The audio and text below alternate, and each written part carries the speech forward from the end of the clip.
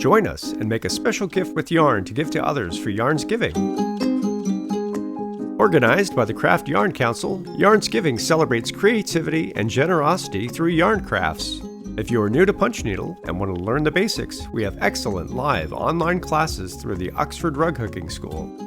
You can find our class schedule under the Oxford Rug Hooking School section at amyoxford.com. Our Falling For Punch Trivet pattern is available as a free download on our website. The link is in the description below. Today we're going to show you the order of punching we recommend and where to put each color. Besides the pattern, you'll need a gripper strip frame, monk's cloth to fit your frame, a number 9 or number 10 regular point Oxford punch needle, a pair of small scissors, and a stitch gauge to help you measure your stitches. The colors used are all violet jane 100% wool rug yarn. A skein of each color will give you more than enough to complete your project.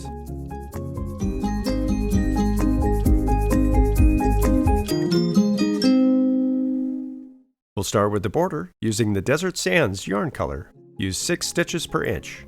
Be sure to use your stitch gauge to measure your stitches. Next, we'll punch the leaf outlines using dark roast. Here we also punch 6 stitches per inch. While we have our punch needle threaded with dark roast, we'll go ahead and punch the caps to all the acorns. Outline them with about 6 stitches per inch and fill them in with 4. Now use gravy to punch the leaf veins using 6 stitches per inch.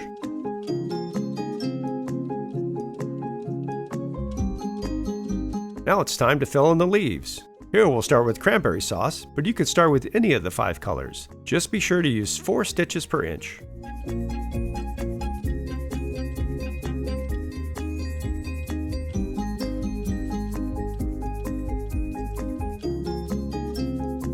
The acorns are next.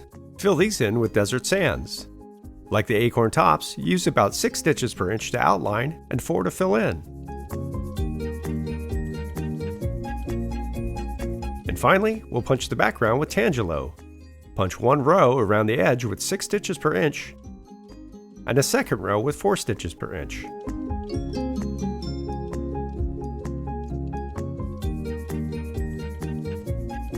We then recommend punching 4 stitches per inch around the leaves and the acorns.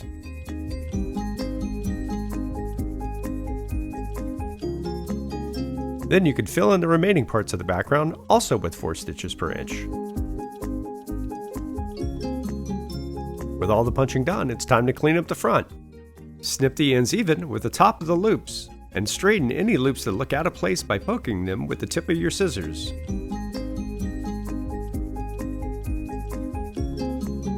To learn how to finish your piece, check out our great tutorial about hemming. Thanks for watching and happy punching!